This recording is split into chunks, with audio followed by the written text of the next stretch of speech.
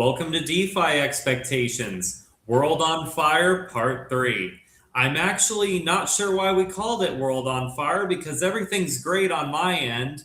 I got my girlfriend moving in, adopted this beautiful Labrador pupperson. He's been fitting into the family so well. We're all looking to move into a bigger apartment. Everything's great on our end. I've never been happier. I don't remember. Why are we doing this episode called World on Fire, guys? Is something wrong? Is something going on elsewhere that other people aren't so happy? I think you are on fire. Your world is on fire, like in a positive way. I think so. I guess Fry is very appropriate in that regard. But no, everything is fucked everywhere else, though, apparently. Just like I said in parts 1 and 2, I just haven't been paying as much attention to it as of late. But we got a lot of crazy shit going on. I mean, things are so nuts right now that the government's about ready to admit that there are little green men that exist, aliens possibly. They'd rather admit that than half the government is full of pedophiles. That's how wonderful things are going right now. But that's just my take. I'd love to hear your guys' take today. Please introduce yourselves and we'll dive into some of these subjects. I mean, people know who you are, but let me know what you want to contribute to the subject and how you've been watching things as of late. You want to go first, Haddy, or shall I go first? I'll give you the honors. Okay. Everybody knows me, so I'll skip the introduction. But, on my end, things are also okay. So, no world on fire here.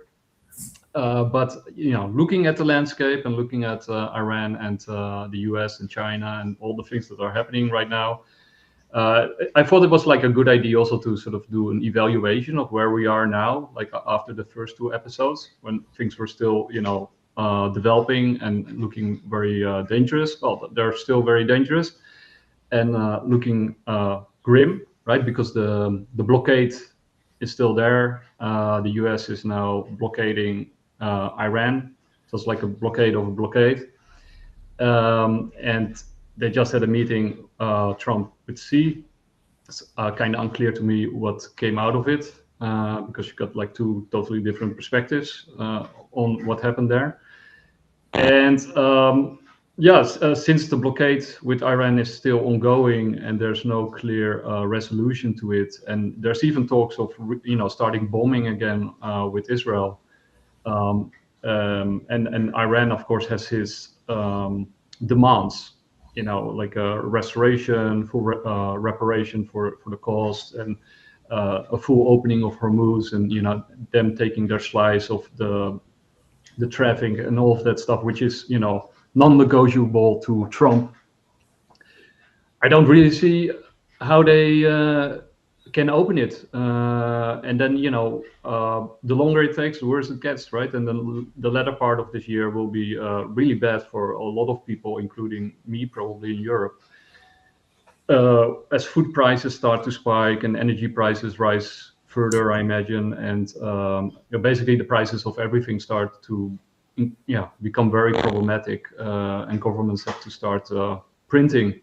But at the same time, governments also have to start raising rates because of the inflation. So it's like a double whammy and a catch-22. And so I'll stop there and give the word to Haddy. So I'm Haddy or Brendan, depending on which way you want to call it. So, I think some people know me. Most people don't know me. So obviously I have my own podcast, done a few other things. Nick and I have done a lot in the past as well. So thank you for inviting me on here. As far as the world on fire, as Nick said, I don't think it's actually on fire. I think it's rhetoric, and it's to keep us on the hamster wheel because there's fire outside. Let's not leave the hamster wheel. I think we'll get into Trump's meeting with Xi because I think that's really important, especially the delegate he took. I think that's more telling than anything, the delegate, and that it's been so quiet because generally there's a lot of fanfare, and the reason that I think there's something might or may not come, good or bad, I don't know. Hormuz is the Strait. The thing that hit me this week is, which we can get into and debate a bit, is that I think this was price gouging. We had enough oil and they were just gouging. So then we went from gold, then we went to silver, now we're on oil. What's the next thing? I don't know. Silicone, cobalt, lithium. What are we gonna play on Polymarket this week? Is where we're at. No, I genuinely believe we're in a big casino. We know that everything's spiraling downward, and we're in that casino stage of everyone trying to grab as much resource as possible. Yeah. Obviously, we'll talk about Bitcoin. Store of value, medium of exchange, perhaps. Let's see. Yeah, I don't think the world is on fire. I appreciate that perspective too, because I think you're right, Haddy. It feels like it is pretty much a casino at this point. And I think it's interesting because it seems like the play is just to do the opposite of what they say. And I remember when I was seeing headlines all over X about how banks were literally just on a gold run, like they were just filling their vaults with gold, and how gold is just literally like the number one thing you can buy right now because it's nowhere but up, right? And it was right around $5,200 an ounce. It suddenly just dropped, and it was on to the next thing. And then we started to see the same thing with oil. And I think me and Nick were both in the boat of thinking that oil was going to surpass $120 a barrel. And then you saw Trump come out and do a little bit of market manipulation, talking about how some deals were made and this was going to be over really soon. And you see this sharp drop. And then, of course, it goes right back up again because the deal was bullshit.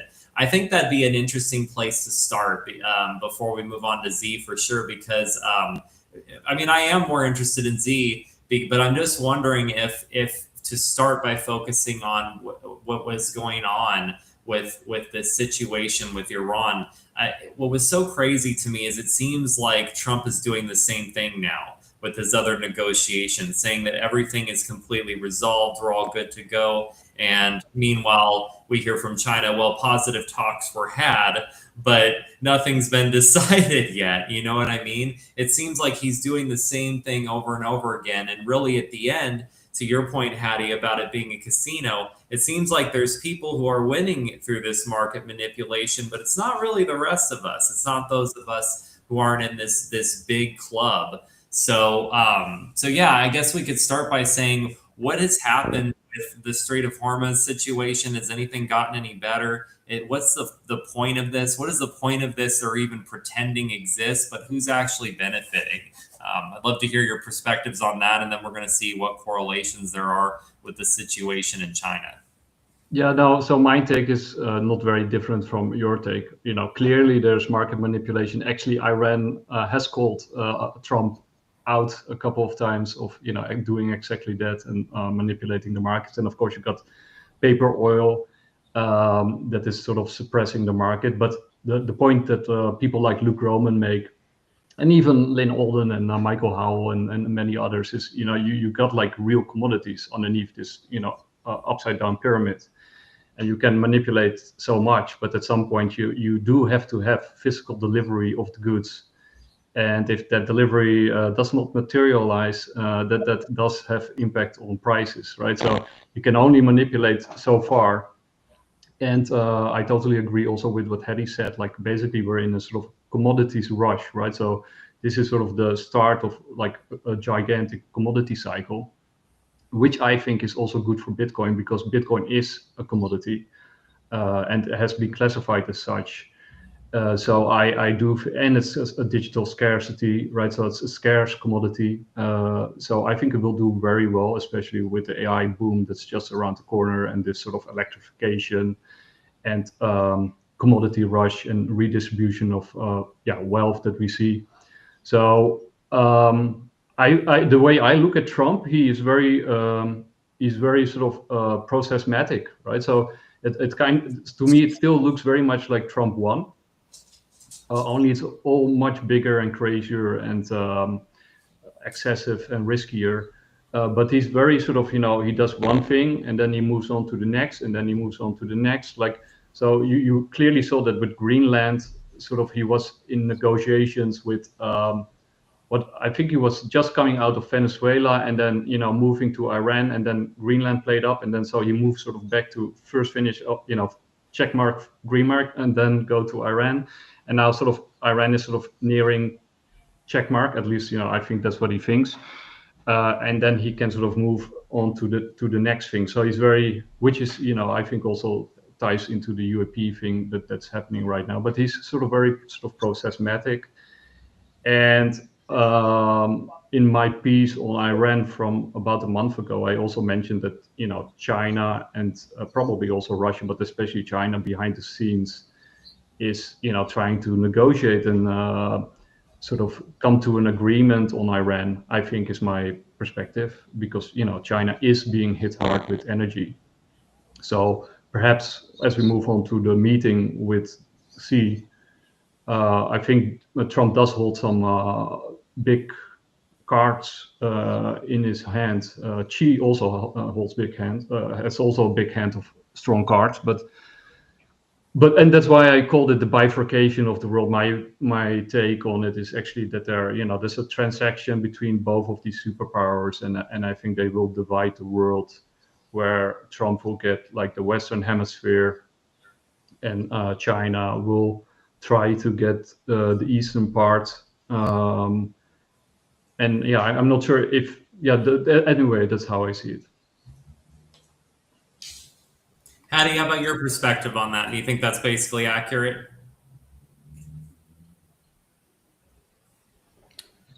I think there's a lot. Commodities are definitely under play, because commodities were spoken about, was it 3 years ago? So BRICS is actually based on commodities. So we're just seeing that play out, where we're seeing that China and Russia and the other BRICS nations have gone heavily into gold, which then we had a run on gold.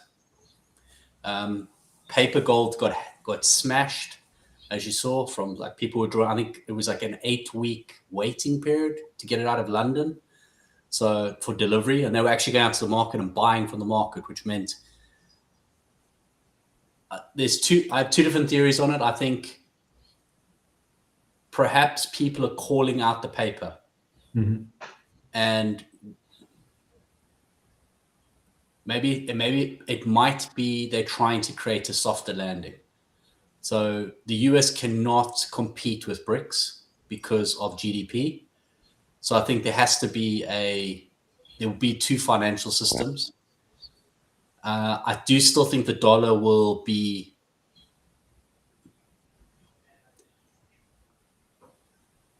BRICS fails if the dollar fails and the world fails. At the moment, there's no exit plan out of the US dollar. You can't just turn on a new world currency. So I think the commodities is coming out of BRICS. That's high pressure. I think people are playing the casino because everyone's trying to make as much money as they can, because they know the crash is coming, which means I need to have as many dollars as possible in order to buy as many assets as possible. So it's just one big game. I think breaking out the world, we have another layer, which is we have Russia, China, and the US fighting for their spheres of influence. And they have an agreement. So they're all going to agree where their influence lies. So the US has pulled back from Europe. Russia's obviously pushing against Europe. Europe is pushing back. I don't think Europe has what it needs. As much as people talk about it, I don't think Europe has enough.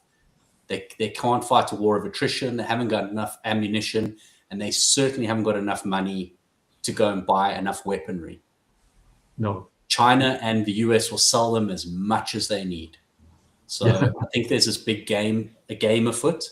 Yeah. The one thing I do think that we maybe want to touch on is brain drain. I think that's the name of the game at the moment. I think we have a huge brain drain going on, not only out of Europe, which has been happening for a long time. It's happening in China. It's happening in Russia.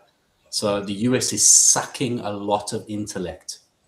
And I think people have underestimated what that means. And if China's definitely going to build some factories in the US, that's a complete shift. And I think it makes sense to build in the US, especially with the US securing energy. I think it makes sense for them to be there, tariffs and energy, and China looks after the other side. Not to forget, I don't know if you've watched Predictive History.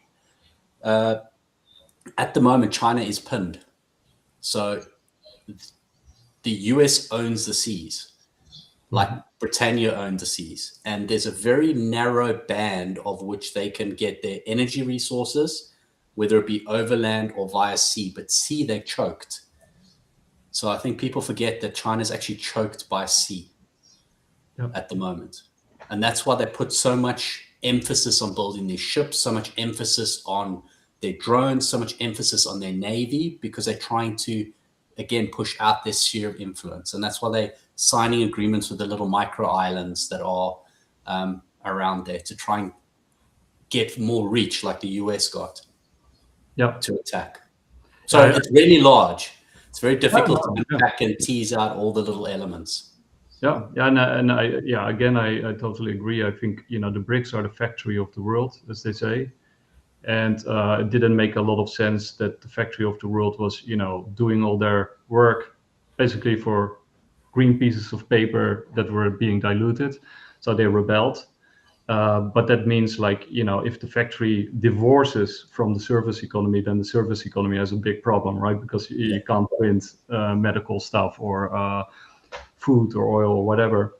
So you need like some kind of understanding between these two blocks. Like you said, they need the dollar because the transactions worldwide are still functioning on dollars, even though they do worry about the stablecoin move from the US as it sort of entrenches on their territory and their sovereignty, which is basically, remember Facebook with Libra, and then there was this gigantic pushback against Libra because it would undermine sovereign nations with sort of like a business model, a global intranational business model. So basically the US is doing the same thing with their stablecoin move, which is problematic, of course, from China's perspective and Russia's perspective. And then I think it also makes sense from that perspective to have a neutral monetary layer that you can use to transact with each other that nobody can manipulate, which used to be gold, of course, in history. But, we got something better at the moment, which locks into the future that we're building, and that's Bitcoin. So if everybody starts mining it in their own territories, even though they don't trust each other, they can have like a neutral settlement layer between central banks or between banks and, designated parties. So I think that's where Bitcoin fits into this whole thing. But what you also mentioned is, I think, also not often talked about, but it's not just about energy. It's also about, the straits, right? Panama, the Strait of Panama, the Strait of Hormuz, got the Bering Strait, but you also got the Strait of Malacca, right? So these are like choke points where you can basically copy paste the tactics of something like Iran, like a very low power, basically. I mean, even though Iran is advanced, but at the moment it's very low grade because they bombed the hell out of it, and they're still functioning like Ukraine level. And Ukraine is getting help from Japan because Japan just lifted its export restrictions of weapons. So they are now, turning their know-how and technical expertise in order to mass produce drones for high-end drones for Ukraine. So Ukraine is turning into the superpower I was hoping it was not turning into. But one of my predictions from years ago was that Ukraine would probably form the new heart of Europe. And by God, I hope I'm wrong, because that would be really bad. But you saw, Stratford, right? With Friedman, I think his name is, and they war gamed the Russia invasion of Ukraine like years before Russia invaded Ukraine, and America was always, going back and forth. Should we back Poland or Ukraine? Which one is, more important? And it seems they have chosen for Ukraine because it's probably more corrupt and more easily to handle. And Ukraine has a lot of Bitcoin, by the way, which is very interesting. But yeah, I think Europe has a big problem with brain drain. Lots of other countries, I think small countries like Bhutan and El Salvador are profiting immensely from this brain drain because, I'm also thinking like, where should I go if things really get messy? And those kind of countries are on my list, of course, and some others. And the US is, of course, despite not having all the best cards in the deck, it is playing the cards that it has very well. And I think they're playing defensive. Like I think Trump is a Jacksonian isolationist, only I think in this global world that we've created, where everything is interconnected, you cannot isolate yourself anymore in the traditional sense. America cannot retreat into America, right? Then it would lose. So it is, I think Trump is an isolationist, but I think what is happening is that the Western Hemisphere, Northern America, Central America, and South America, and Greenland are consolidating into one bunker, so to speak, and then it will be like a magnet that forces traditional allies and perhaps new allies to lock step with the new US because they need energy and they're starving of energy. And so it's forcing their hands to choose between either falling in line with China and Russia or falling in line with the US. And I think the US does have a slightly stronger hand than China. I'd like to talk a little bit about that hedge that average retail traders, investors, the common man, people like me, what are we supposed to do in the middle of all this? Or we have political leaders playing us like chess, getting involved in these bigger international games that we can pretend we understand it, but really the media is spinning us in circles ourselves. It's hard to really know what you're supposed to do during these times. I love what you said, Nick, about Bitcoin, because it's true that in the middle of all this is energy, and everyone who understands Bitcoin understands that Bitcoin is the perfect connection of time and energy, essentially. And I think that that's incredibly important in an asset, but we also can't ignore the fact that we have BlackRock and other mainstream institutions coming into Bitcoin decentralized finance, and not just through laws, but through sheer ownership, changing a lot of things about it to where literally we can be dumped out on any second. And even if you want to hold your Bitcoin to the end, we feel that pressure, as does all retail. When the world's falling apart around us, we have bills to pay, and suddenly it just becomes magic internet money to us because that's what they want us to view it as, and not the key to our sovereignty. Do you think that the solution is just to just hold on to Bitcoin, to just hold that like no other, and Ethereum and other blockchain decentralized technologies? Or do you think that that there's also an important focus here with artificial intelligence? Do you think that these are the two ways of representing energy right now that we can best view as investments to the future to survive whatever outcome comes of all this? That's kind of my question for you guys. Can I take this one first? Because I have a very strong view on it. First of all, this is not financial advice in any measure. I'm not an expert by any means. Especially with timing, I'm off by a lot, and also with prices. So I'm a long-term investor, and I do these things just because I see it like that. So please don't copy me. But the way I view it is, Bitcoin is the money of the future. I think there's also clear alignment in my view between AI and Bitcoin, but that sort of deserves an episode on its own. But I think also, like what we talked about with energy and Bitcoin, there's also a very strong link there. With space and Bitcoin, there's a very strong link there. But most of all, my thesis has always been basically based on Jim Rickards' thesis from many years ago. I read all his books, and his prognostication is pretty accurate so far. But he always said there would be like an SDR, like a special drawing right, because fiat money is basically on its way to the bottom, like a race to the bottom, who can devalue, and you see the dollar is falling, right? Which attracts capital because then you can buy more. But the point is, gold was sort of like the traditional hedge. So for Jim Rickards, it was always the SDR and gold, right? But you can update both of these things, right? For me, you can replace gold with Bitcoin because it's basically the same thing, only, in my view, better in many ways. Not every way, but most ways. And then the other thing that you can also update is the SDR And basically he admits, right, because there will be a digital blockchain-based SDR. So, the special drawing right will also be a crypto blockchain of some kind. And you see many papers from the Bank of International Settlements to the IMF, where they, for example, talk about Ripple and some other ISO, standardized chains. They have this rule book that's there. I'm not saying these coins will be selected, as some of the tribalists believe, but I do think they will build something along those lines. And the point is, so Bitcoin is one of those things, and this also indicates that crypto is not going away.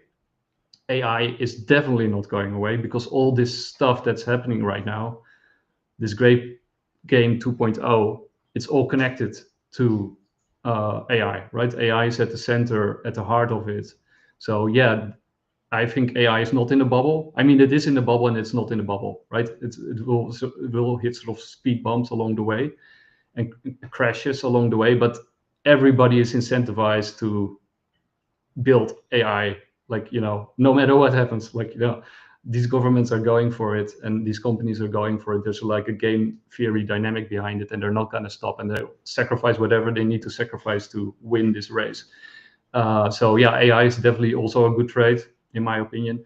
And then you need to run this whole thing, and you need a lot of commodities, like a lot of commodities. So, and I want to play this clip because it's hilarious and it sort of fits what I'm saying. But I'm not that big of a fan of Pompliano, but this one was gold.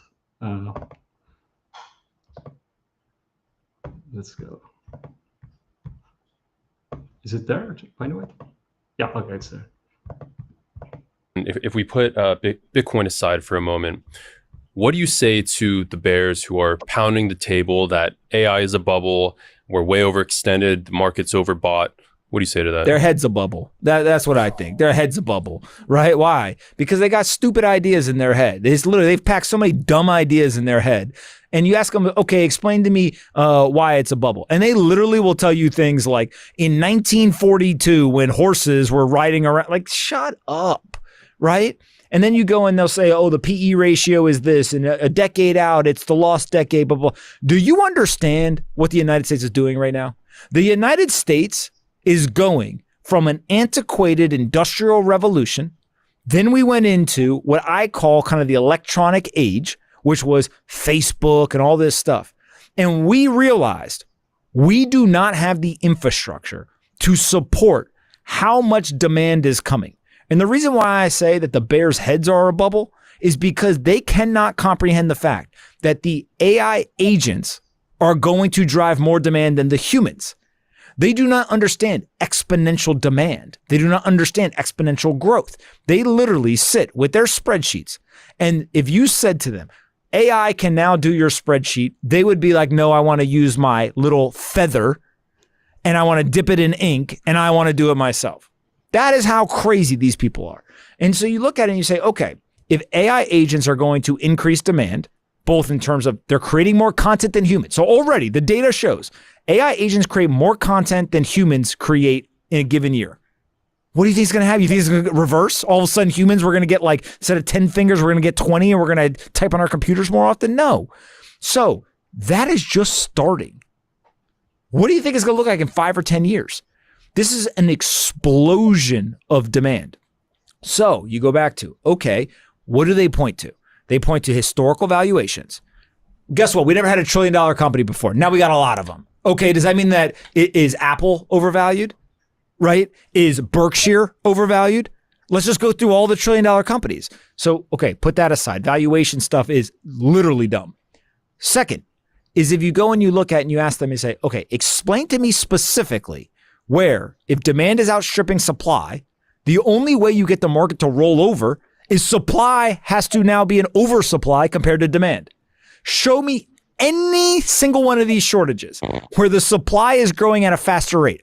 I'm not even asking you to show me a place where there's oversupply yet. I'm just show me a trend line where the supply is growing faster than the demand. commodities, chemicals, data generation, data power, energy generation, all this stuff. There is nowhere. And so you go back and you say, your head's a bubble because you have packed it with so much academic information and you are sitting staring at charts like you are an astrologist.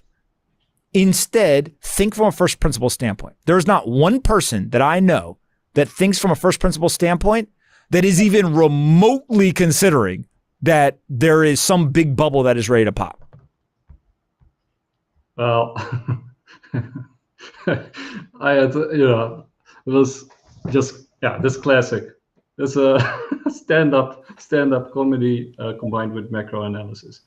Yeah, it's well worded too, and we don't really realize that at the core of pretty much everything we demand, AI can solve, and that really puts it in a class of like nothing we've ever seen before, especially with the exponential growth that he's talked about. It's something that someone recently on LinkedIn described to me as like a phase 3, and he talked about where phase 1 and 2 is basically like moving into from like industrial age output, your input equals a certain amount of output, to like the digital age, to what we have now.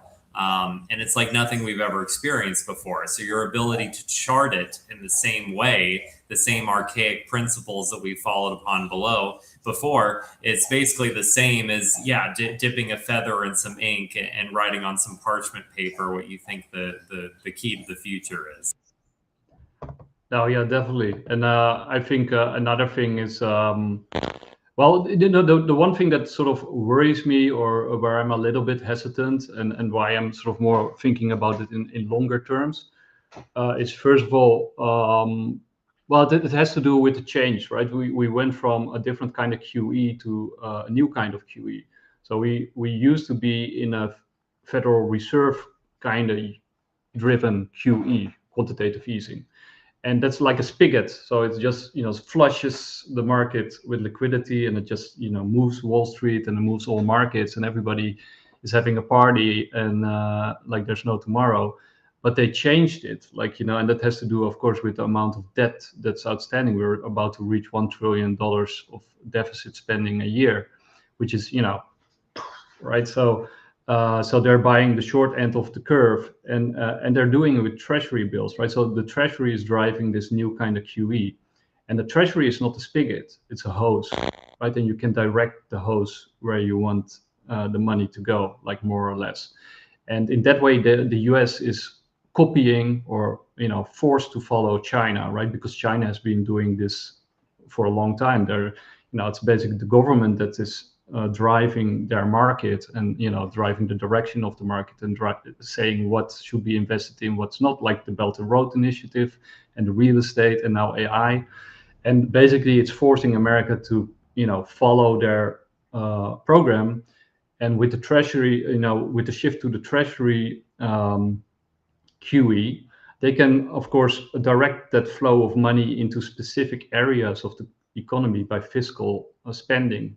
Right, so fiscal spending is sort of more like directed spending, and of course it also comes into other places, and it also filters into stock markets, but basically this allows them to say, okay, we want to win the AI race, so we're gonna put that money that we print, besides the growing deficit that they have to roll over faster and faster, which is taking a larger and larger chunk out of the money that they're spending. So even though the spending goes up, a larger chunk of the money that they're spending is actually consumed with debt and not productive. But the amount is left over to actually put somewhere is being put somewhere where they want it to go, which at the moment is AI, right? Because they want to win this AI race, which is to the detriment of crypto and Bitcoin. And even though I think they do want to keep it at a certain level and not let it drop off the cliff,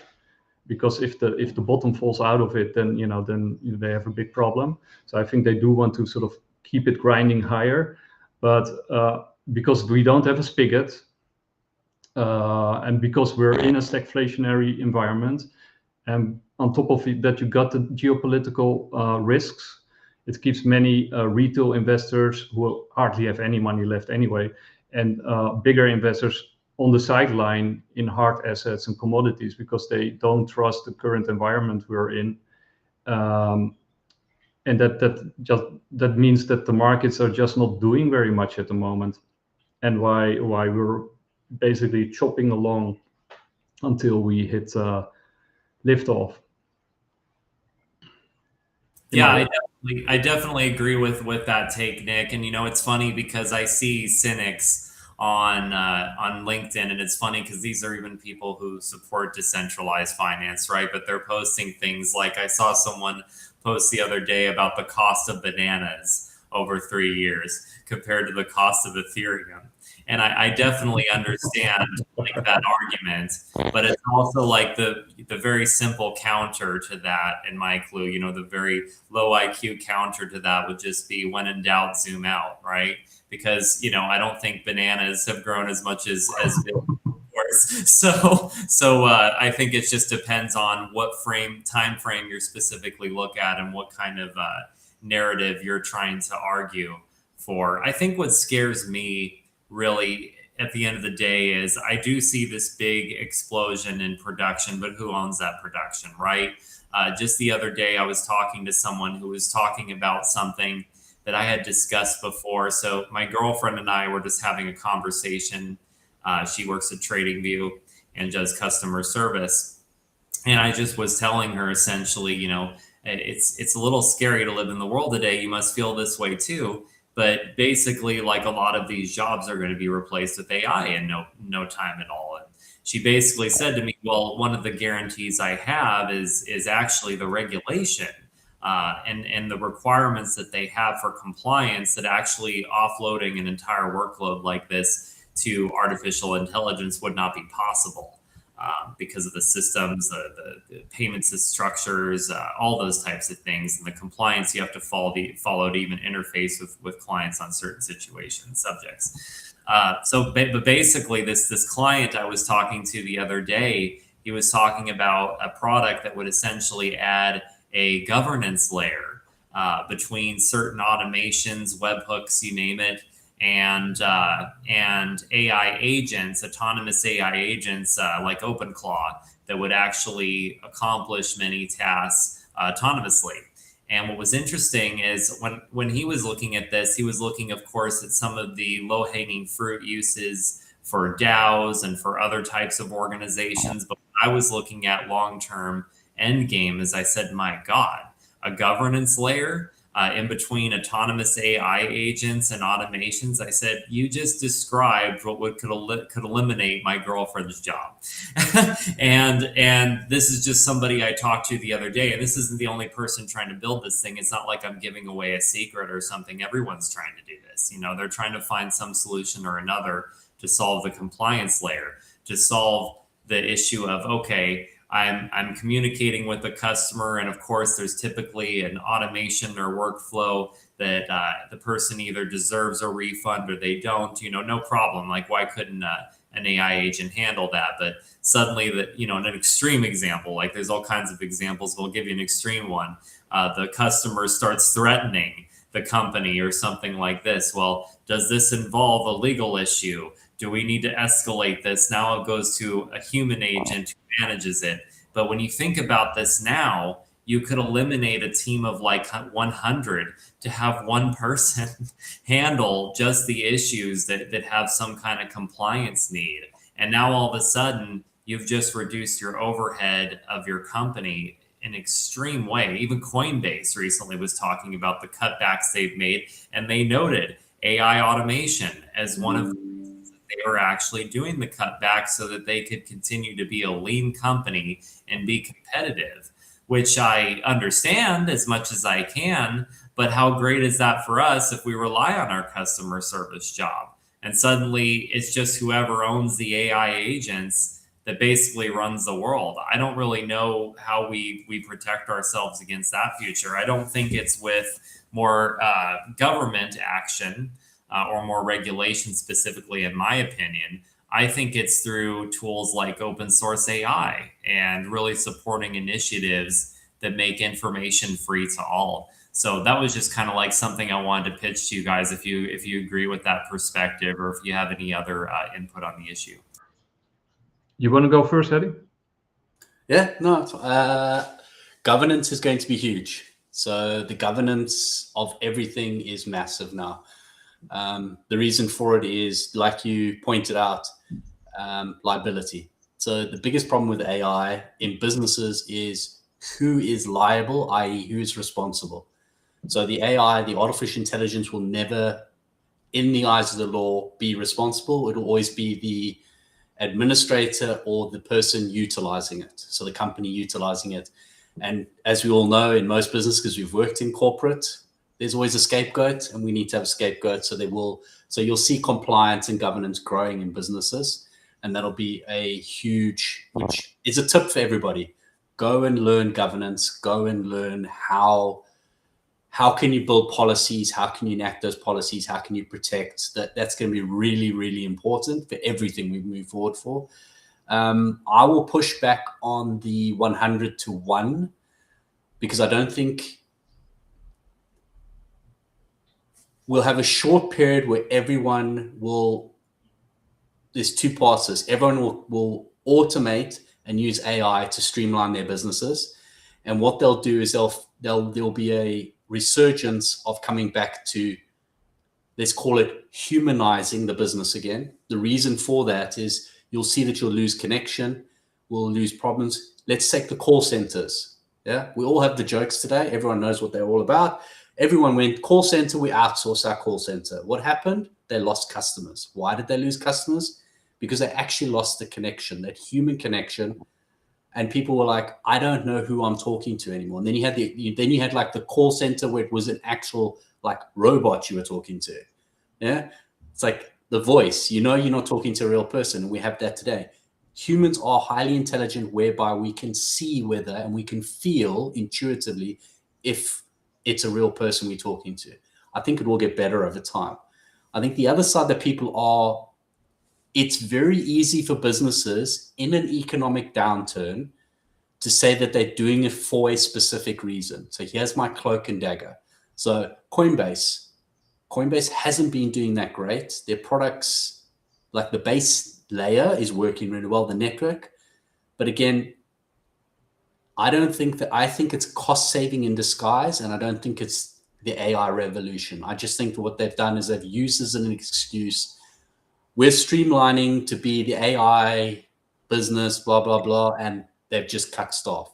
So I think it's just a really good excuse. We had it with the internet, where people thought, oh, we're going to open up an internet store and then we don't need a physical store, so we'll get rid of all of these people. I think it's the same thing again. I think history repeats itself, or it rhymes. Let's not say it repeats itself. History rhymes often. It's basically semantics, another way to describe corporate greed. I have another way to respond as well to what you said, but I'll allow Nick to jump in first. No, I actually I don't have that much to add. I think Haddy is right to point out that that there will be probably a backlash. I think there's also like a societal backlash anyway, but you see sort of more and more Luddites who want to smash the machines, like literally, or just move out to the countryside altogether. But like a high skepticism towards AI and AI companies and technological development, which wasn't there before, right? Everybody used to love technology. Technology will save us, and now people are becoming like, oh, maybe this is not such a good idea after all. So you got like a societal, cultural backlash happening anyway, which will mean like more regulation, more restrictions, especially in Europe, but probably also elsewhere. And then, like Haddy says, a lot of these companies might be going too fast, too far, and have to roll back, or maybe fly out of the curb altogether. But I think there's another thing also, right? I have been having this back and forth with Grok and some other AIs about demographics, because my original view used to be that countries like China and Japan were sort of very smart and very at the forefront by sort of robotification of society, right? And I linked that to the remarks by Larry Fink, who I think 2 years ago mentioned during one of his talks that countries with a small population or an elderly population or a homogeneous population or all of the above are in a big advantage to, in comparison to countries with big populations and different kind of demographics. And he linked that, of course, to technology and robotification and this AI race that we're in.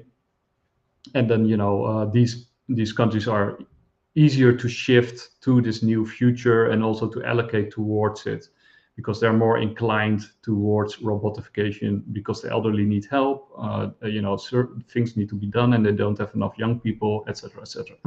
But I keep being whistled back by my AIs and say, no, Nicolas, that's not like the whole story, right?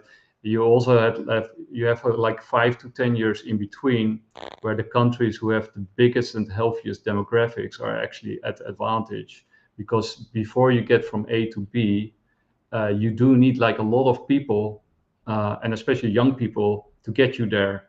And the countries like China, they are taking a huge risk. So maybe they get there with robotification, but it could also totally backfire, and then they're in a very difficult place, which is probably also why Taiwan is super critical for China, as they, lately they have been not beating around the bush about, Taiwan, like, stay away from Taiwan or we have a big problem.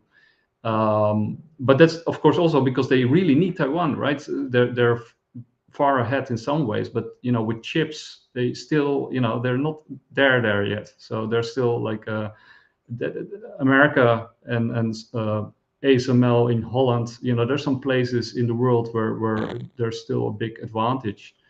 So basically, what I'm saying is, I think there's still room for people. And I think also, like, if you are a Luddite or somebody who wants to move to the countryside, I think that's also a growing business, right? I think there's more and more people who want to start communities or circular economies, like a new Amish, movement, only with high technology, and countries like El Salvador, Bhutan, and others that I already mentioned. So yeah, I think we still are in sort of like a period of change where there's still room for people and still room for innovation and reschooling and so that's what. Plus, the only thing that I would want to say about what Haddy said is I do think because of the AI race and the amount of money that is being pushed into it, that forces companies to invest into it too, because the prices keep rising and rising. And if you are too late joining the race, you basically get priced out of it. So you are forced to adopt. Yeah, and I wanted to comment on a couple things. First, what you were just talking about with the support of circular economies. Definitely Ryan with Bitcoin Ranch is great evidence that there are people doing that successfully in the world. And it gives me a lot of hope and optimism that people can still be responsible and autonomous and taking agency for providing for themselves and their communities. I think that's really important. I agree a lot with what you said as well, Haddy. There was a couple points I wanted to touch on just because I'm pretty passionate about customer service because I've been working in it a big portion of my life. I worked for banks in customer service, like Wells Fargo. I worked with AT&T customer service and different phone carriers, as well as even debt collection. So I've handled every kind of realm of customer service, if you could call that customer service, you could imagine, but basically human interactions and what we expect from people. And where I might counter with you just a little bit is in terms of if we look at the exponential growth of AI and we look at how much it's advanced in the short period of time since it's in, we've really started to see it come out in like 2023 and the big advancements with GPT all the way up to GPT 4.0 and how human sounding it is. Like it's like you're talking to a person. You guys know how much that means to me with the Hotel Lyria project. But what I'm getting at specifically, and I'll kind of use a story to explain it because it also touches on, when you call for customer service or use a chat form and you're talking to someone in another country because they're literally paying as little as they can for the customer service and they're literally outsourcing companies that hire big teams of people being paid like practically nothing. So I had booked a hotel last minute in Batumi for a trip that I was taking with my girlfriend. And we get on the train. I had literally in the cab before I got there with my Expedia app, which I might still be dated even using Expedia at this point. I've heard there's even better options, but I get my free rooms once in a while when I use it enough, and it's pretty easy to usually find a good rate. But I hadn't really had a need for customer service in a while. So I booked the room and I get in contact with the people, because generally when you book a hotel room, often through these apps and they're cheap, you're not booking direct through the hotel. There's a lot of hotel rooms that were actually purchased by a private owner who is then like basically renting the room to you for the night. And you're directly communicating with them to pick up your key, not the hotel itself. So I had gotten in contact with them only for them to advise that there was a mistake and they did not have a room available, and that Expedia was not supposed to say they had a room because they were all booked out. So I became incredibly upset about this. I said to them, well, can you please refund my money? They said, you're going to have to contact Expedia about that. I said, I can't. I'm on a train and I have really spotty Wi-Fi. We can't do anything. So I contact customer service through Expedia, which is a nightmare because my internet's going in and out on this train. I'm trying to use the train Wi-Fi, which sucks. I'm trying to use my phone Wi-Fi, garbage. Nothing's really working. But in between, I'm having this discussion with I don't even know who, but someone like Havminder in some other place who does not care, who's not really being really responsive very quickly to my needs. And I'm getting a little bit frustrated. And I'm just saying to him, look, they said there's no room available. Will you just refund my money? It's not even that much. Just give me my money back and then I'll book another room. And he's telling me that he can't reach them. Meanwhile, I'm on WhatsApp talking to them at the same time. I'm like, how can you not reach them? The phone number is right there. You should be able to contact them and confirm this. And if you can't reach them, how do you expect me to get my room? So there's no reason you shouldn't give me my money back. And he tells me, well, we have to wait 24 hours to resolve your case. And I'm just like, well, I'm not going to book another room with you and give you more money if I don't even know if you're going to refund money from the first need, right? So this was a nightmare to me. And here I am dealing with a person, of course, maybe not the best equipped person, the lowest cost person, the slowest responding person on a train with shitty Wi-Fi. But there's a human, right? But I'm still not getting the problem solved. Another customer service experience. So fortunately, I'll tell you this, though. The people I complained and raised so much hell with them, the people I supposedly booked the room with, that they booked another room for me so that they wouldn't have to deal with me anymore. So it was solved, okay? Not through Expedia, though, but through them and me complaining to them and raising hell. Another experience. I had a issue with Bolt, where basically I had called for a pet ride because of my Labrador Pupperson, and I have him ready to get into the car. And even though they say that it's a pet ride, some of the riders are very picky about what kind of pets they will accept. Okay. So this guy pulls up, he sees my Labrador, he touches him and pulls some hair off him and doesn't want that, he gestures to me that he doesn't want fur at his car, but refuses to cancel the ride himself. So makes me cancel the ride, which means I have a cancellation fee. So I get on the customer service app. I think it was either Bolt or Yandex. I can't remember. But it said something like, for resolution, please, it gave me the option of an AI agent. There wasn't a quick way to call or contact like a live person. I'm like, oh God, this is going to be a nightmare because I haven't dealt with this in a while. But I'm like, there's no way the AI agent's just going to give me my money back. So I get on there. And I explained the problem just like I would with a human being. In seconds, I had my money back. It wasn't a problem. There was no hassle. I didn't have to deal with somebody through a long, extended conversation, through reasoning and just stress and all this pain. I had my money back in seconds. Now, I can tell you from that experience alone, if those were the only experiences I had to really govern my decision making, I'd say, fuck it, let's do AI.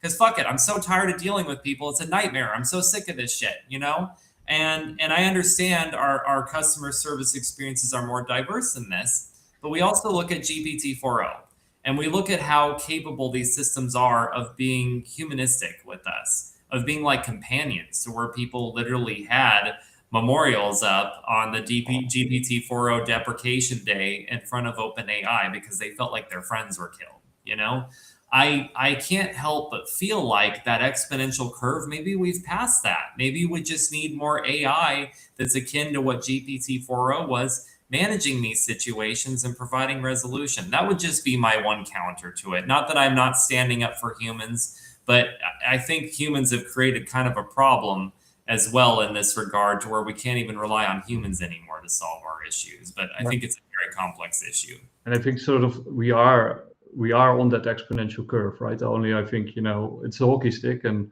we're not like vertical liftoff yet, but we're getting close to vertical liftoff. So we're already on that exponential curve, and I think we're already sort of moving towards singularity, if you want to use that word. But I also wanted to respond to somebody in the comments, because that was about one of my earlier remarks about Bitcoin being sort of like a neutral settlement layer, or potentially neutral settlement layer, and that would be one of the attractive attributes of Bitcoin. And I'm not sure if the person agrees or disagrees, but I think it's she. She mentions he who controls energy controls empires, who controls money controls narratives, which is true, right? I mean, but I would say, if you look at what has happened the past 100 years from a superpower perspective, like either you are Russia, China, America, Iran, it doesn't really matter, who you are, and you assess or you evaluate what has just happened, right? So basically, the lesson from the 21st century is exactly this: he who controls the money controls the world. So are these superpowers going to make the same mistake twice? And doing, sacrificing their sovereignty and submitting to US dominance only then probably for 1,000 years, right? I mean, if they make the same mistake again, if these superpowers again submit to a system which is under control of one entity, and it doesn't matter who that entity is, right? It can be they or them, or the US or Israel or whatever. It doesn't really matter. But do you think these superpowers are so stupid that they're going to make the same mistake twice, right? I think they are not, right? Unless it's one big charade and they're all in it together and they're just performing a dance. And okay, then yes, but then we're already lost, and it doesn't really matter what we do at all. But I am still of the opinion that it's not all a charade. I think parts of it are theater and a charade, because you have to get your population on board. And in that sense, there's a lot of charading and theater going on. But I don't believe that at the top, everybody is on the same page and loves each other and gets along. Nothing in human history points to the fact that it works like that at the top. Nothing. Like, they hate each other's guts, and they're only forced into the same boat because there is no exit. But if you can get alternative boats and they're building them, then they're not going to make the same mistake twice. And that's why I think that's one of the reasons why I think Bitcoin will do very well, because these superpowers do know what Bitcoin is. And you only have to mine it in your own jurisdiction with your own energy.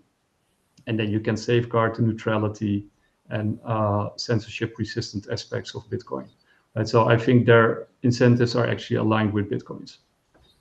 I mean, George Carlin always said it's a big club and you ain't in it, right? Yeah. But he never said that everyone is agreeable in this big club.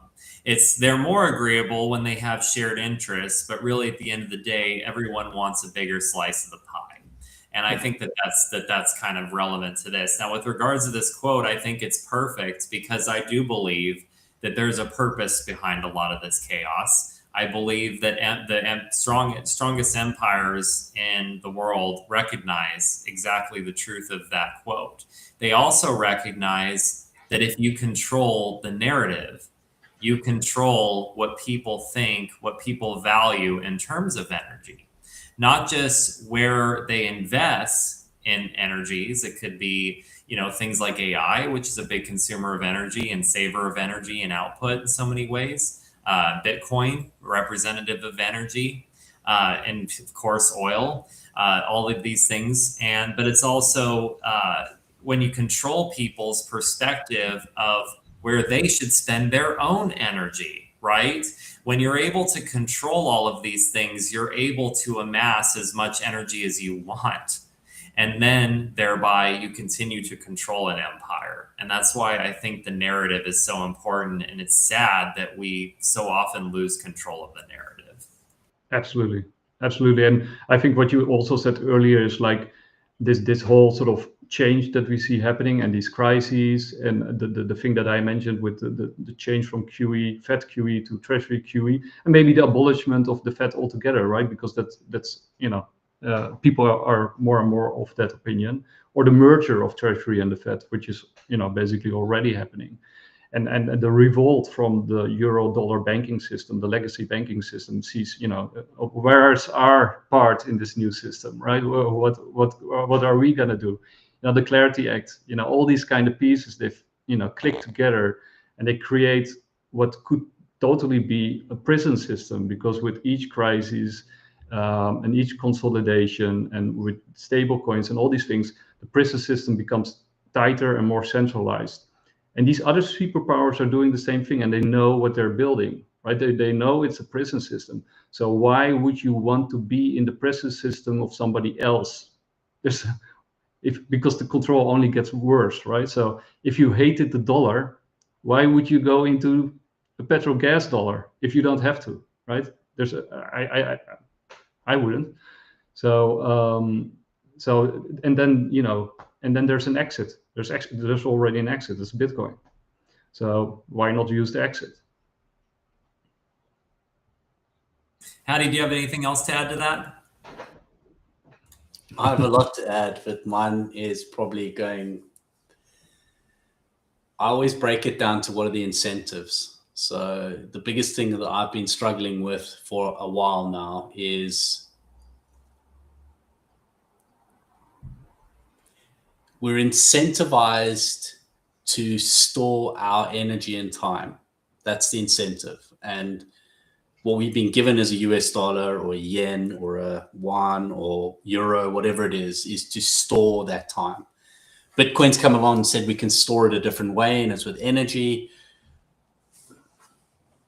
I think everyone says fix the money, you'll fix the problem. And I don't think that's what it is. I think we need to fix the incentive and we'll fix the problem.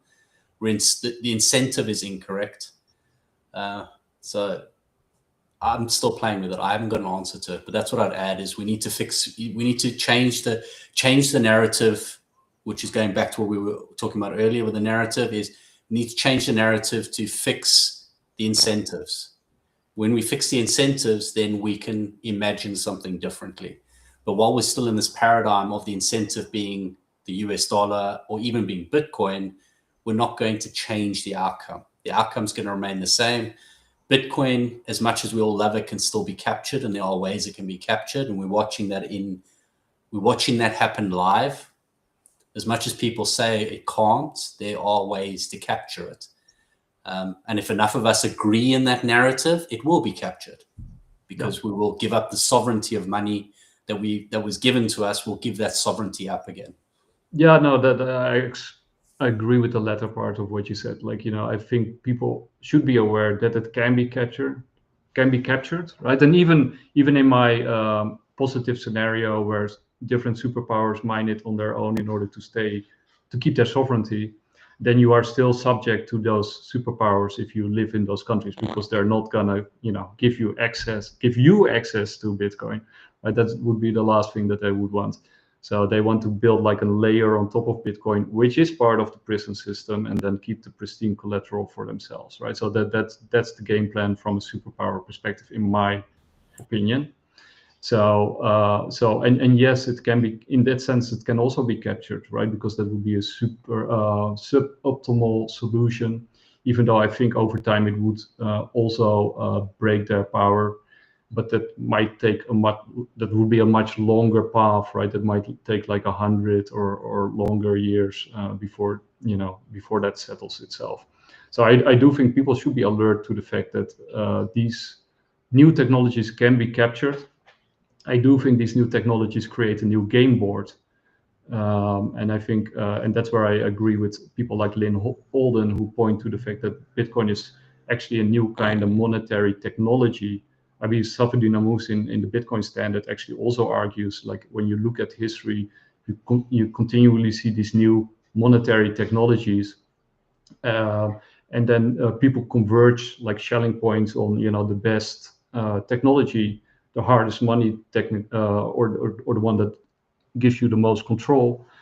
And basically what Lynn Alden is arguing is that Bitcoin now is able to update the settlement time of money, right? Where before you needed like a central point of trust, like a bank or a central bank, you can now erase that and you know, and update the entire monetary layer in that way. So I think in that sense, a new game board is being developed and set up. And I think that sort of fits the deglobalization that's happening and the commodities play.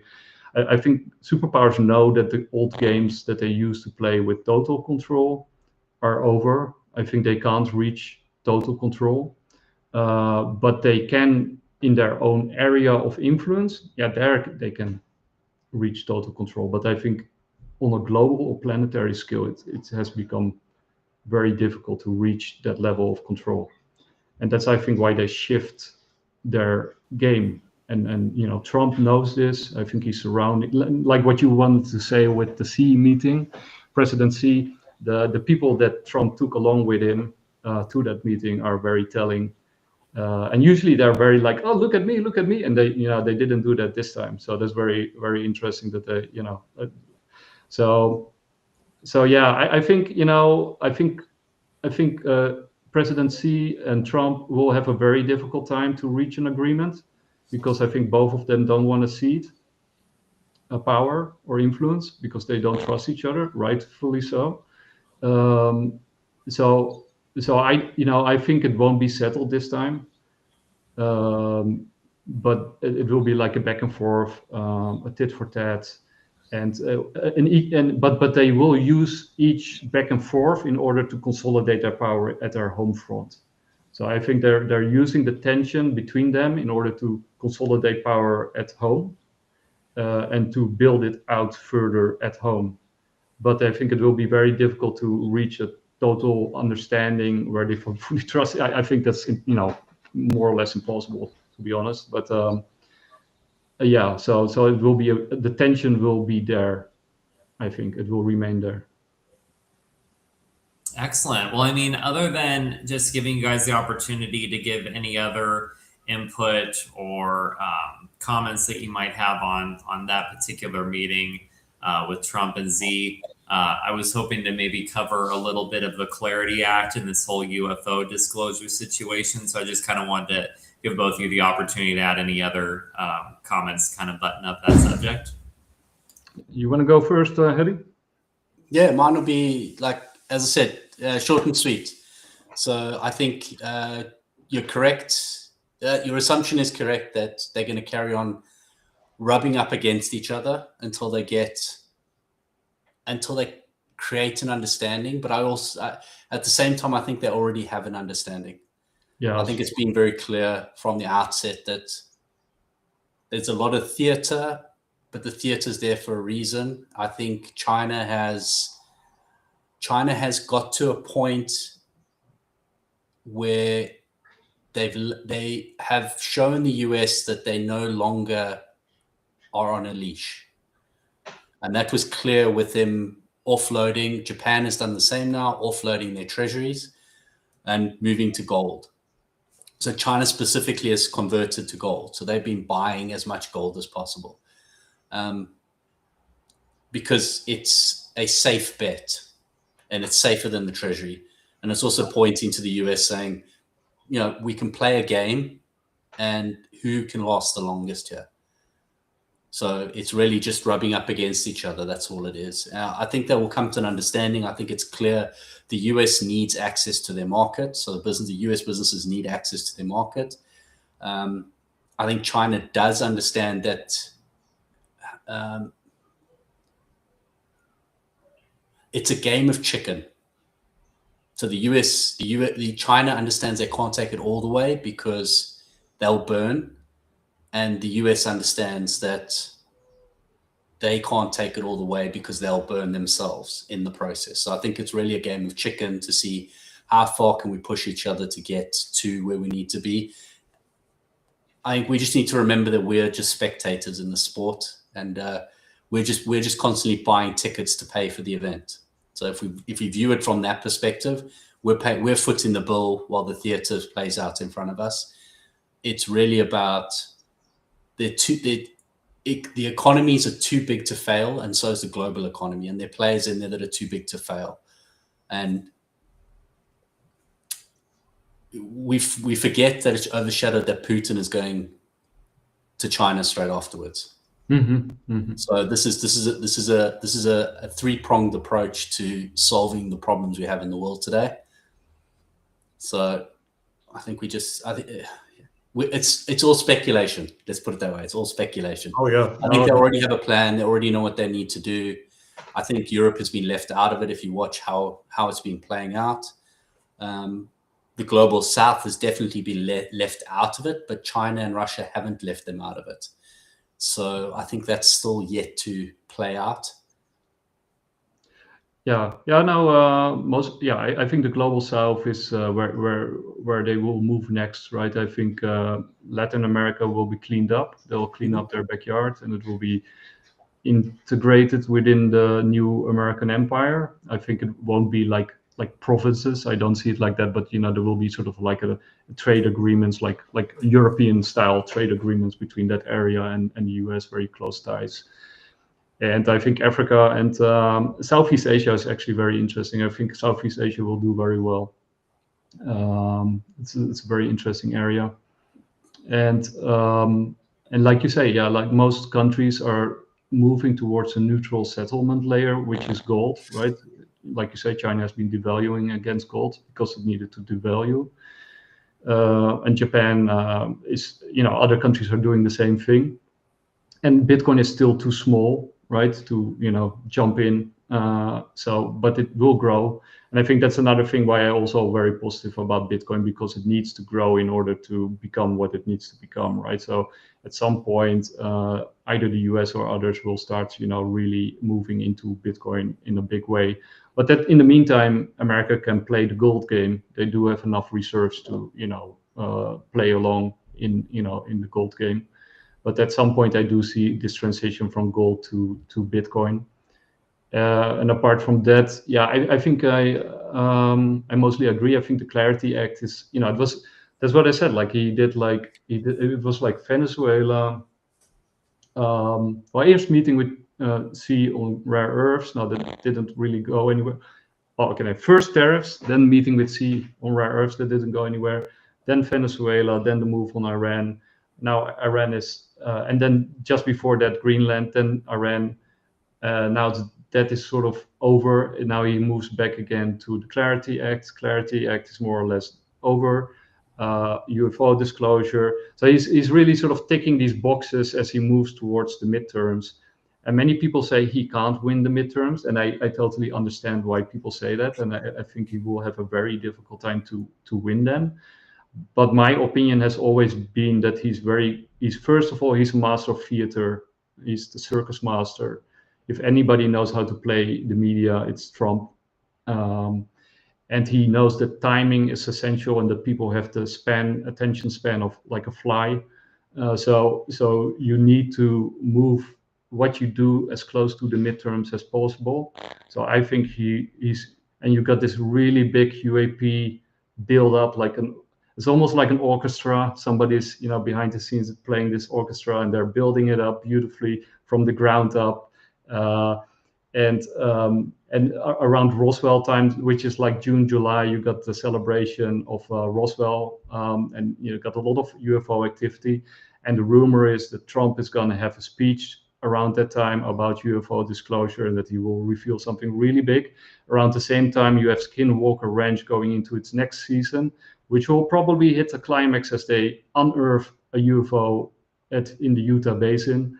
Is my opinion. I think we will have disclosure on real-time TV, like the Americans like it, because that's more real than reality.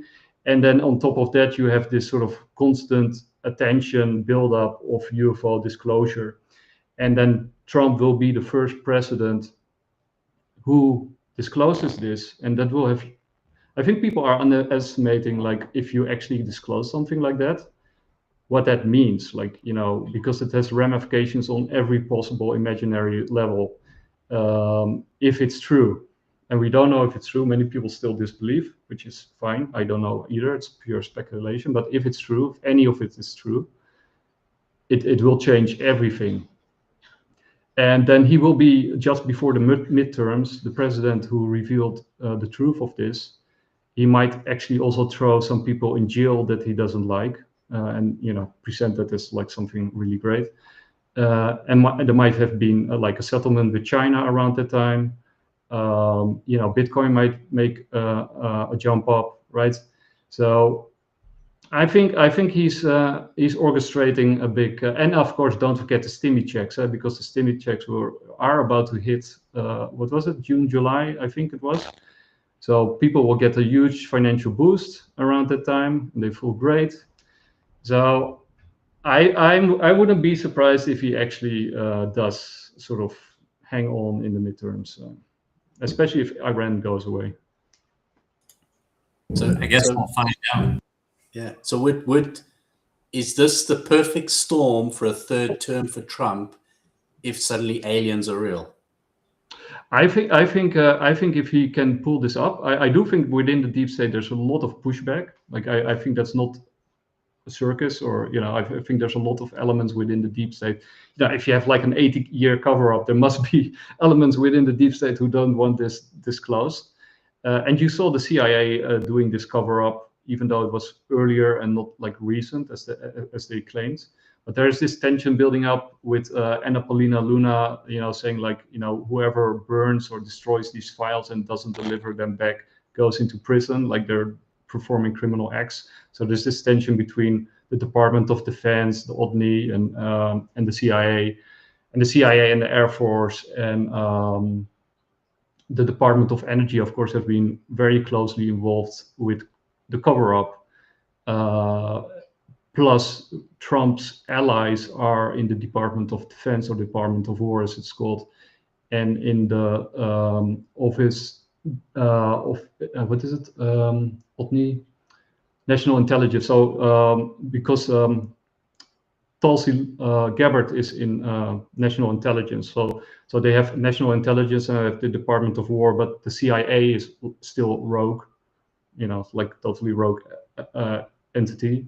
I would say that the banking system is also rogue, with JP Morgan is, you know, fighting hard to keep his power base.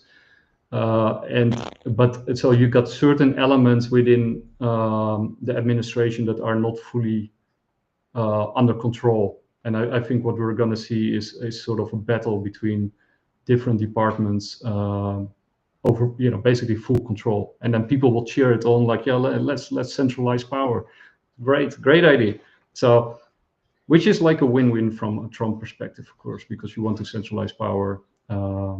So I think that would be sort of, that's my prediction for the coming months, that there will be a lot more circus and a lot more crazy stuff, and more big revelations is my prediction. And yeah, that's it.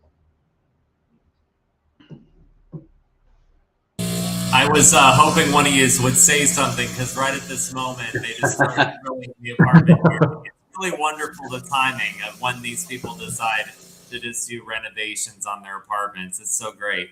But hey, I know the feeling. Yeah, what I was hoping we could cover a little more, and you touched on a lot of those subjects, Nick. God damn it. Is a few things. One is, of course, what have we heard about stimulus checks? Is that supposed to happen? And from what? Because obviously the tariffs are supposed to be refunded, right? I mean, what's up with that? Refunded to the companies, refunded to the people who actually paid them. But also, what do you think is the role of the UFO disclosure? Do you think it's just because of what it would mean if Trump actually comes out and says, you know, aliens are real, and being the first person to actually come out and say that, in spite of everything else? No. I think there's a couple of things, like, you know, first of all, the first question is easy. They'll print it. They'll just print whatever they need to print. Right? They're doing that anyway. They'll just print in order to survive. So they'll just print some stimmy checks. So that's not a big deal, I think. But the other one is more interesting, because I think, apart from the fact that if this is real, it would change everything. And you already saw some pastors being invited by government officials to talk about what it would mean for their followers and for religion in general. And the Catholic Church has been on this forever. And of course, you now have an American Pope, which is also very interesting, Leo, which is also interesting, but it's another story. But I think what he's actually going to do with, I think they're weaponizing the files. I've been saying that for a long time. But if it's true and there is a cover-up by certain elements in the deep state, and we all know that, certain people have been trying to kill Trump, right? I mean, there were 3 assassination attempts, and some people say it's all fake, and perhaps it is. I don't know, but the first one seemed legit, as far as I can tell, and the second one probably too. The third one, I don't know, maybe not. But clearly there has been a gigantic pushback against Trump, getting him in jail, all that kind of stuff. And I'm not saying he doesn't deserve to be in jail, but they have been trying to get him there. And I think if he loses, they will get him there. But and those people that are doing that are part of the legacy system, right? And the legacy system apparently has been involved in an 80-year cover-up. So, and in the Epstein files, they're talking about JP Morgan as a very important player.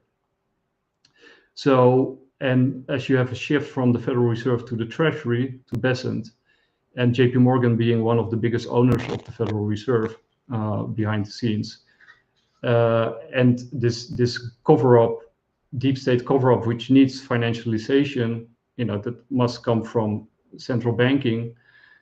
If Trump reveals the full truth, plus right, with AI, like we're moving into a future where all these secrets are coming out anyway, right? You can't hide this stuff anymore with AI. As AI explodes, it will become harder and harder to hide the truth, right? So why not use it to your advantage and blow your opponents out of the water, centralize power, be the hero while doing it, and win the midterms? I think it's like a win-win-win-win. It sounds interesting that all these things culminate after. So, am I just drawing at straws here and connecting dots that aren't there? With Mythos coming out with Entropic, trying to take over Entropic, nationalize it, and then suddenly it's breaking everything that's out there. And now we're going to just tell the world that, in a boring way, that aliens exist, and we know they exist. And it's not just us, Russia and China know it as well. So it's super interesting that we're at this point that it's almost like forcing their hands. Yeah, I don't know. Or maybe it's just a very elaborate theater. It's both, right? I mean, it's definitely also a very elaborate theater, but I think it's also like with complexity theory, and you have like this equilibrium. You got a point of equilibrium, and then you move to another point of equilibrium, but you have this period of chaos in between. You have to move from one point to the other. And I think that's what's happening here. Like they're trying to navigate this new, moving towards this new equilibrium, and then making the most out of the chaos. But the point is, like, if all this stuff is actually real, and you've got like different kind of source of energy and propulsion and technology, and of course all the philosophical and cultural elements that come with it, but especially the technological part, then at some point, if this has been building up underneath in the deep state, you want to turn it public so that more researchers can have access to it and build it up to the next level. But you also just want to upgrade the entire society to that level, right? Because if the technology is real, why wouldn't you want to upgrade society while also keeping it under control, right? So you now got the technology to control society. You got CBDCs, stable coins. You can put everybody in a straitjacket, So as everybody's put into a straitjacket, then you can reveal these kind of truths while keeping society under control. So I think the technology is ready. They can't keep it under control much longer because they're all playing the same game. And the first superpower who reveals this truth wins a very big prize. And you can actually level up society and take it to the next level. And then I think that will also help people to stop rebelling, right? Because if you have abundance, people will be more satisfied than if you have scarcity, right? So if the pie grows, there's less reason to fight each other, also within society. But you do want to check the people within society, right? If you don't want to let this out of the box before you sort of have all the control mechanisms in place. But it's a difficult dance. I think it's a dance, and that's sort of my take. I think it's really out there. And I'm connecting dots, of course, and it's pure speculation. And I'm probably yours is utopic, because I would verge on dystopic, because that gives them more control. So they would probably want to play the dystopic because that would create more control for them. Utopic and abundance wouldn't give them more control. In fact, that would push us out again. Yeah, but I think you can have both, right? You can create this sort of specter out in space that you have to fight. Perhaps evil alien entity or empire or whatever, Starship Troopers, while revealing and using the tech to upgrade society and creating abundance, while also having the checks in place, like stable coins and CBDCs that can track and robotics and drones and AI to monitor behavior in real time and turn people on and off. This is the Patriot Act all over again. So like, create the enemy, common enemy. We all need to attack. This is what we need to put in place. We all have to come together and agree that we're going to do this, because this is you're not clever enough to know anything other, and we know the best because we know it. So this is the rule. But I think at the same time, you can actually also create abundance because you do have those technologies at your disposal. But then you can sort of say, okay, you have access to so much abundance, and you have access. If you toe the party line and you say the right things, or perhaps think the right things, if they have Neuralink, then the candy shop. You get the candy shop, but you need to do this. Do you want the candy? Okay, got it. Yeah, but it's difficult, right? I'm not sure if it's even possible, but I think that's sort of what they're getting at. The only problem with my theory would then be like, why all the trouble with energy flows if there is abundant energy anyway, right? So why do you fight over oil and gas and all that stuff? So it might be like further way off. Maybe it will take a while to get there. I don't know. Sorry, Fry, I cut you off a few times. No, you guys are great. You're having a great discussion, and it seems like every time it's my turn to talk, they start drilling again. It's just the luck of my day. But no, Nick, I think you also made a good point there as well with regards to what you were saying about how it could kind of be played both ways, right? I mean, I always took it as with J.D. Vance and even some other political leaders coming out and saying things like, oh, they're demons, right? I thought it was just a way of preparing the masses for if there is disclosure, to prevent them from thinking, well, we have to give up our Bibles because suddenly this is this is flawed belief now, because there's a way it can be true, and if it's referring to demons rather than aliens. And I've heard people too make the argument that if you actually read your Bible, believing that there's aliens doesn't contradict with the word. But that's a whole nother discussion. My next part to this is going to be very selfish, but do you think this disclosure will happen soon? Because I win a lot of money if they make this month on Polymarket and say that aliens are real. I win a little bit less if they do next month, and I get my money back if they do by the end of the year. So I'm curious what you guys think of that. Well, you already know my answer, right? I think he will disclose it before the midterms, and I think they're building up to it. Remember that around that time, there's also this Spielberg film, Disclosure Day, also coming out. So you got this whole sort of build up that's, yeah, in my view, it has been orchestrated, right? Because YouTube can ban and censor anybody, right? I know, I've been living it.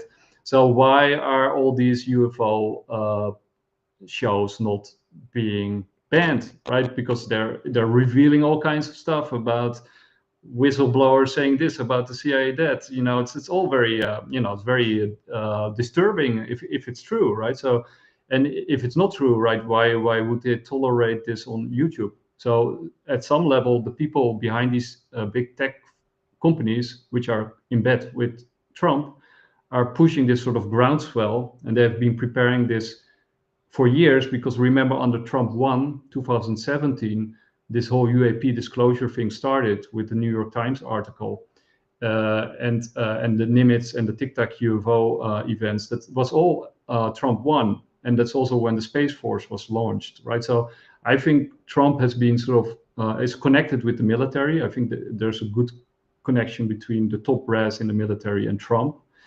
And I think that the military also has something like, if we have these technologies to destroy our enemies, like, why aren't we using them to destroy our enemies, right? So why are we being infiltrated, right? So I think from a nationalistic perspective, and I think, like I said, I think Trump is a Jacksonian isolationist. Only you can't isolate yourself in this world, even though he's going to try it. But then you also want to arm yourself with high-tech weapon systems, and you want to move into space because that's where the economy is, and Trump is the man of the economy. And also you want a homogeneous, close border, one religion style society, which you can sort of build around a revival of the church, right? And then only update it with aliens. So I think, you know, Catholicism and Protestantism have been very prevalent and very strong within America. I mean, that's sort of where the base is, especially Protestantism. So I think they just want to update Christianity and use that as a state religion. You know, it's basically Empire 2.0. It's like Constantine all over again. So only like for this century. And yeah, that's my reading of all of this. So yeah, this year. But disclosure is a rolling thing, right? Remember when they first came out with those videos in 2017, and everybody said, whoa, and now they're throwing like 50 of those videos, and people say, it's just grainy videos. And then you got the first whistleblower, David Grush, and everybody's like, oh my God, somebody from the deep state just came out, and now it's just more whistleblowers. So it's, they're desensitizing people to, but they're building it up, right? You get more and more revelations. Only the question is, at what point do people actually believe it, right? Even if they unearth a UFO during Skinwalker Ranch, which I think they will, do people then believe that they unearthed a UFO, or did they say, oh no, somebody put it there, or it's a reality show, or fill in blank, right? So I don't know if it's ever. I'm looking forward to it, and I just hope he does it soon. I'll make a lot of money. But yeah, I agree with you. I do think sometime this year we're going to get that disclosure, and I suppose we'll see how soon it happens. We'll see if the pressure from other countries coming out and wanting to suddenly be so transparent is going to rush Trump to make a really fun speech one of these days coming up soon. I could totally see it. I think the last thing I was hoping we could cover is the Clarity Act. I'd had a debate with a friend about this recently. And as you guys know, I mean, I'm an ANCAP, so, I don't trust any government regulation, but I don't really need to go into it further than that. I just wanted to know how you both felt about the Clarity Act, what good may come of it, if any, and what bad, and just your perspectives. And I think we can wrap. You first, Haddy? I'm going to say that I am not close enough to it to have an informed decision. The only feeling I get from it is... Oh, you were gone for 1 second. Oh, I was gone. Okay, sorry. So I'll just say again, I haven't got an informed decision on it because I haven't followed it closely enough. I just think because of the toing and froing, I think you're not going to get the Clarity Act you want. I think you're going to get what people are willing to give. And I'm assuming, but Nick, you can talk to this more, that I assume there's something in there that, or more than one thing that people don't want in it. So there are a few compromises, but I haven't looked at it, to be honest, because I don't think it changes anything. No, I think it's a compromise. It is a compromise, right? They had to get the Democrats on board, otherwise, it would strand. I did predict it would happen, right? I mean, I would have been very surprised if they didn't reach some kind of conclusion, which they have. And I think the compromise is in the sense that the legacy banking system wants to have a piece of the pie, right? And they realize that they have to get into crypto in order to get a piece of the pie. And of course, they had a whole debate about yield on stable coins. And of course, they tweaked it in such a way that the banking system is still relevant and stays relevant, and that the crypto companies can't simply, that Coinbase simply can't replace them from one day to the next, even though I think they would have liked that. So from my perspective, the problem with this compromise is, well, first of all, in my view, okay, well, let's say it's good for the price, right? We now have clarity, so institutions can get into Bitcoin and crypto. So from a price perspective, dollar price perspective, it's a good thing if you're an investor. From an institutional standpoint, it's also positive because now you have clarity. So now you can make decisions and allocate, and also if you're a company, etc.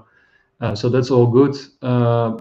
I'm more of a libertarian. I would say I'm a classical liberal more than a libertarian, but I do sort of share more and more libertarian sentiments. And since, in my view, because of the dollar system and how it was set up and my own research over the years, I've come to the conclusion that the current system is hopelessly corrupt. And if there is an 80+ year deep state cover up, that says it all, right? I mean, you don't get more corrupt than that. So then it becomes kind of like, why do we need these people to regulate this market for us to keep us safe from them, right? Because they would then be the biggest danger out there. So in my perspective, we need regulation, but we don't need their regulation.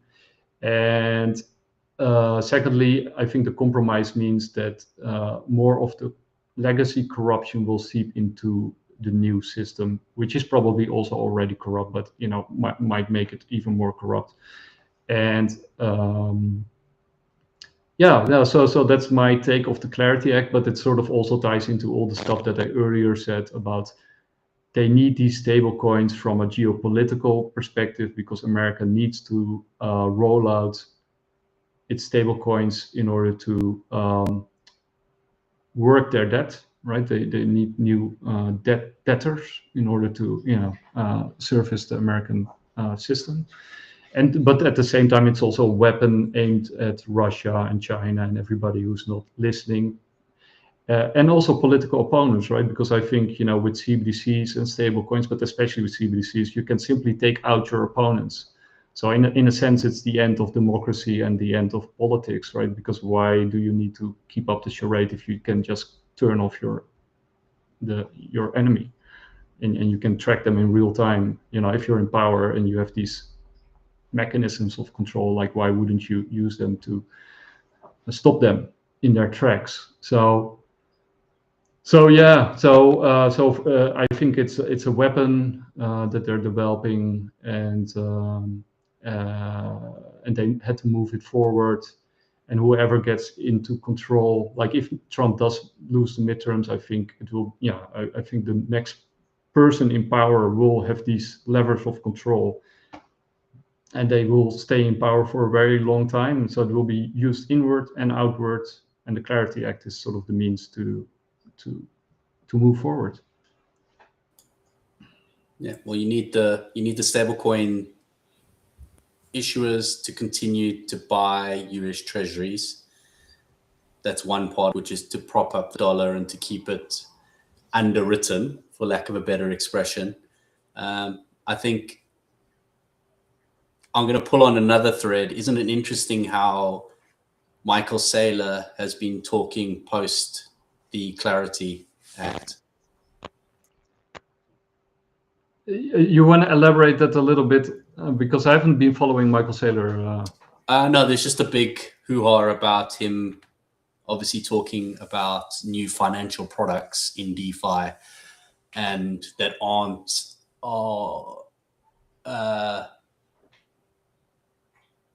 preferential shares and normal shares So that in stretch. Bitcoin treasury companies.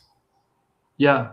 I mean, I think BlackRock is one of the biggest shareholders of Strategy, right? If I'm not mistaken. So He wasn't talking about Strategy. I think he was talking, is it Liquid? And there's another one he was talking about. okay. So there's different ones that are buying Strategy, and then they are like, so it was just interesting post this Clarity Act that now you have, it seems the exact same things that are happening in traditional finance now coming into Bitcoin on top of it. So you've got all of this house of cards that could easily fall over. I'm not educated enough to comment too deeply on it, but it just appears to be the same system. It's the same building system. the same system out, and whether he's inside of it, not inside of it. Yeah. Now, you know, I mean, Saylor is smart and he has some great speeches, and not everything he says is nonsense. But I do see him as an agent of chaos, right? I think they are just building the old system on new rails, and he's one of them. So I'm not surprised by any of this, and he's ideally suited to go ahead and build those products, which he already has. Of course, he has some really wild products out there, and I think for people like us who believe in freedom and the individual and sovereignty and self-reliability, I do think it will be very difficult in the coming years, you know, to keep that flame alive and to counteract these forces. I think it will depend a lot on the technology itself and how it develops, you know, like how AI will develop, if it stays centralized or becomes more decentralized, and the same goes for Bitcoin, and of course also for the people, like you say, with narratives. Are the people waking up, or are they going back to sleep again? So I don't know. It's a lot of questions, big questions. Yep, it's. I think we spend a lot of time talking about these things, but we don't talk about the purpose of government. I think that's where we're distracted by all of these, you know, like our aliens and AI and the Clarity Act, but we actually don't talk about the purpose of government. I think we need to have more conversations about the purpose of government and really scrutinize it from first principles. And I think it was Peter McCormack, I was watching his latest, or one of his latest, and his suggestion was that government should be mandated to reduce by 1% per year. So they should decrease their size by 1% per year. Good luck. So we can slowly, over time, we get back to a normal size of government and obviously of expenditure, which I thought was actually interesting. So you're not trying to take all the medicine at once. It's 1% per year, which sounds plausible, to be honest. I actually thought that was really clever. I do actually. In my next piece, I think it will be a 4-piece set. Like, I finished the first 2 pieces, and the next one is sort of half finished. I sort of go into these new sort of government systems that a little bit, not very much, but I sort of touch upon it. And then there will be a 4th piece, and then sort of my geopolitical series is sort of done. But yeah, I think I think there will be different government models out there. Like I already mentioned, sort of the Amish style things that I think are happening and are accelerating, these circular economies, and but also technates, and you also have the other end of that spectrum. And I do think, because of the different board game, the different setup of the map, because of these technologies, I do think there will be less and more freedom at the same time. I think certain areas will consolidate and become almost sort of like extremely totalitarian. But at the same time, because they can't control all of it, at the same time, you will also have areas of extreme freedom and, perhaps even libertarian settlements and that kind of stuff. So I think you will probably have both at the same time. Yeah, experiments in government. Yeah. A failed experiment, right? No, that's just my point of view, But no, I think we've had some great talk on these subjects today, and I'm definitely in agreement with you guys that we don't ask ourselves enough what the role of government is supposed to be. Because I think if we could figure out what it was at least supposed to be, we might see how far off the mark we might have gone. And I think that that's an important discussion to have. I think we covered some great topics today, and if you guys are ready, we can go ahead and wrap.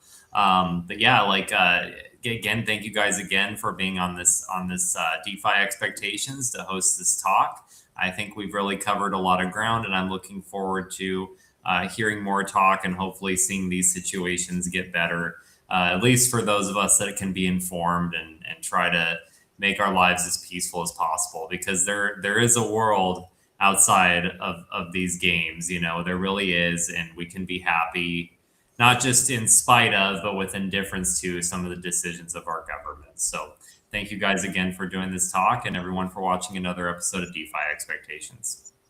Take care. Perfect.